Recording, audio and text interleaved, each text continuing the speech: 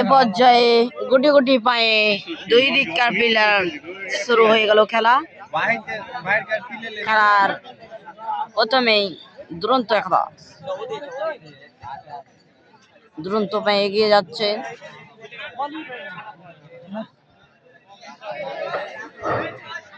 আমি সাব্বির বসিরার খেলোয়াড় বিভাগের দৃষ্টি আকর্ষণ করছি। ভাই আপনারা একটু পিছনে সরে যান, মানে গোলবাগ থেকে একটু দূরে সরে যান।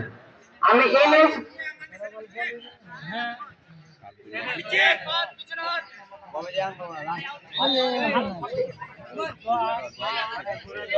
আমরা লক্ষ্য করছি সাব্বির বসিরা বনাম বড়দৌলতপুর ইয়াং জেনারেশন। আমরা এই টুর্নামেন্টে তৃতীয় নম্বর ম্যাচটি উপভোগ করছি।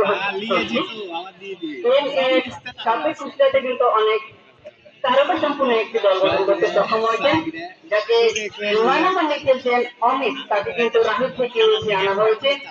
অমিত তিনি কিন্তু ১০ নম্বর নিয়ে খেলছেন, তাকে কিন্তু চাঁপাইনবাবগঞ্জ থেকে প্রাইমারি বিদ্যালয়ের মাঠে আনা হয়েছে। যেমন মাসুম ৭ নম্বর জার্সি পরে খেলোয়াড়, একজন স্টপার, অনেক সুন্দর খেলা উপহার দিয়ে থাকে।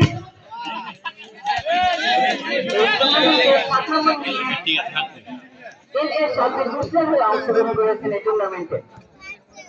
আমরা লক্ষ্য করছি